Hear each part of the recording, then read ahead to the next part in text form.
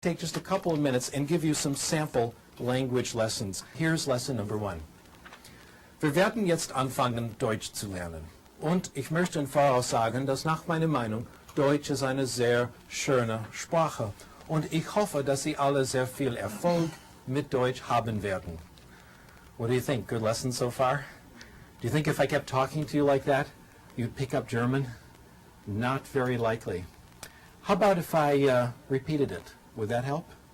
Probably not. How about if I said it louder? Would that help? Probably not. How about if I said it and you repeated it back? Again, I don't think that would help. How about if I wrote it out for you and you could see it on your television screen? That wouldn't help either. The truth is that none of these things help. None of these things mean anything, and I hope you can see that now. Here's lesson number 2. And for this, you have to watch me carefully. Das ist meine Hand. Verstehen Sie das? Hand? Everyone say, ja, I can hear you, even though it's a TV audience. Good. Kopf. Das ist mein Kopf. Verstehen Sie Kopf? Ja? Gut. Kopf. And here I'll draw a picture now. Kopf. Ist gut, ja? Schön. Kopf. Das ist Mr. Spock, ja? Mr. Spock hat 2 Ohren. Ohren. Verstehen Sie Ohren? Er hat 2 Ohren. Okay, Mr. Spock. Ja? Ach, nein. Entschuldigung. Okay. Augen. Verstehen Sie Augen? Augen. Wie viele Augen? 1, 2, 3 Augen. 3 Augen. Ist das richtig? 3 Augen? Nein. Wir haben nur 2 Augen. Mund. Verstehen Sie Mund? Und hier ist eine Zigarette, ja? Nein. Zigaretten sind nicht gut. If you understood lesson number 2, not every word, but more or less, I did everything necessary to teach you German. And now I'm going to share with you the most important thing I have learned about language. Probably the best kept secret in the profession.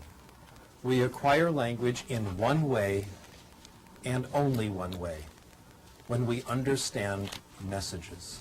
We call this comprehensible input.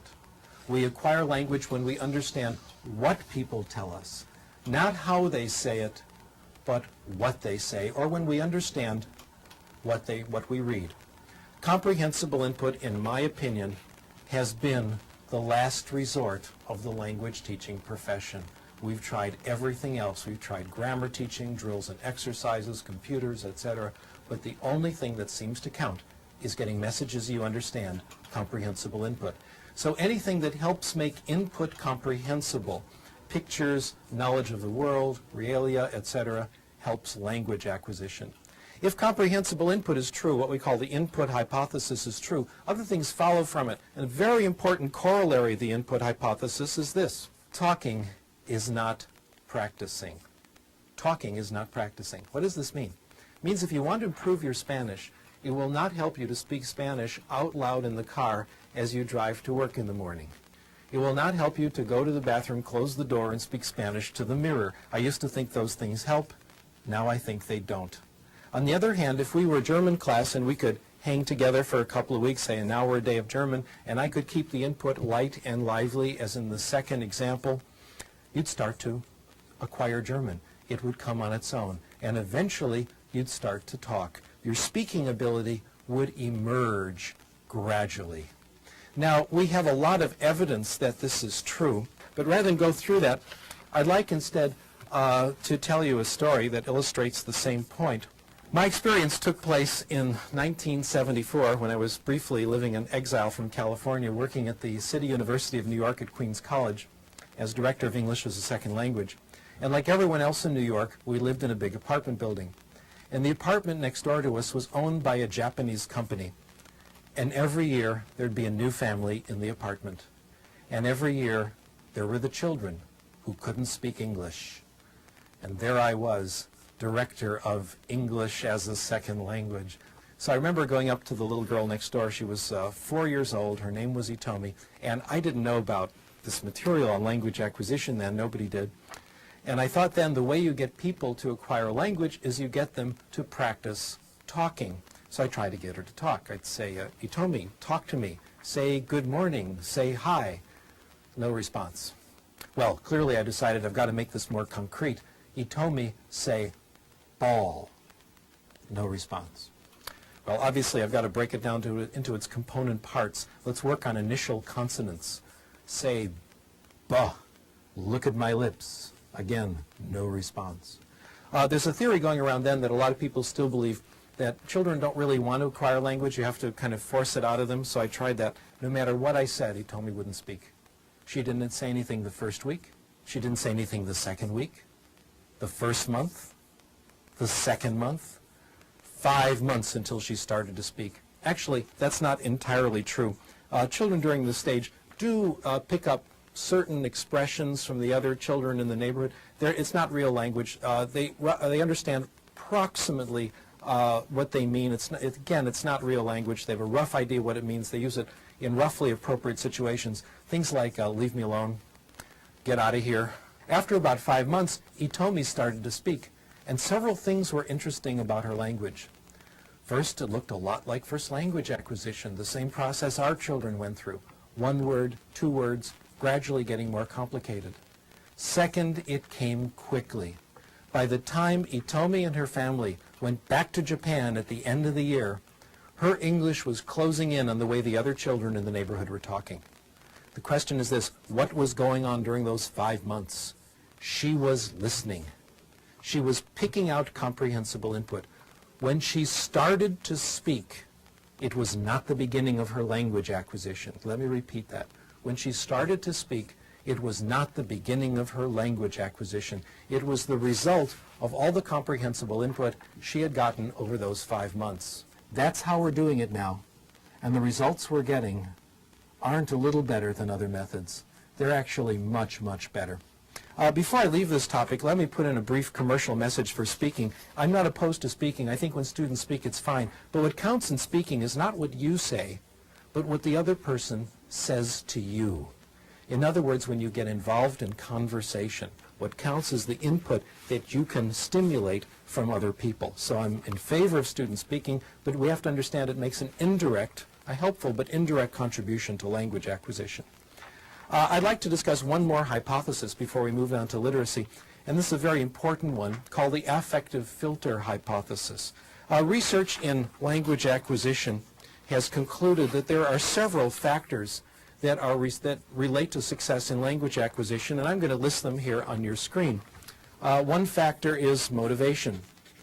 Students who are more motivated do better in language acquisition. Second, self-esteem. Probably the dominant concept today in popular psychology. Students with more self-esteem, more self-confidence do better in language acquisition. Third, anxiety. The lower the anxiety, the better the language acquisition. In fact, my hypothesis is for language acquisition to really succeed, anxiety should be 0.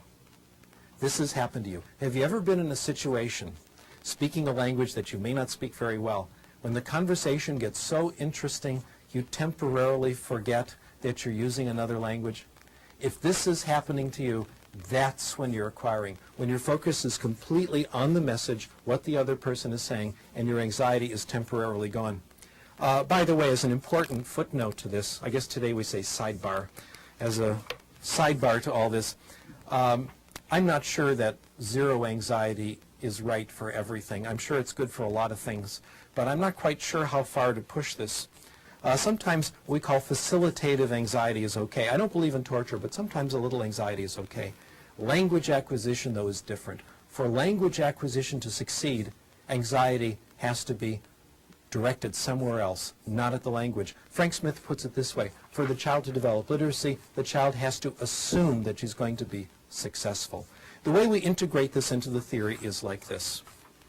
If the student isn't motivated, if self-esteem is low, if anxiety is high, if the student is on the defensive, if the student thinks the language class is a place where his weaknesses will be revealed, he may understand the input, but it won't penetrate. It won't reach those parts of the brain that do language acquisition. A block keeps it out.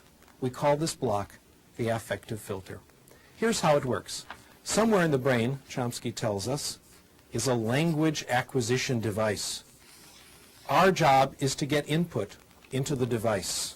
So that's input here. Low motivation, low self-esteem, high anxiety, the block goes up, the filter goes up, and the input cannot get in. This explains how it can be that we can have two children in the same class, both getting comprehensible input. One makes progress, the other doesn't. One is open to the input, the other's closed. Let me now try to summarize everything I've said in the last 10-15 minutes or so, and I'll summarize it in one sentence, and we'll wonder why it took me that long.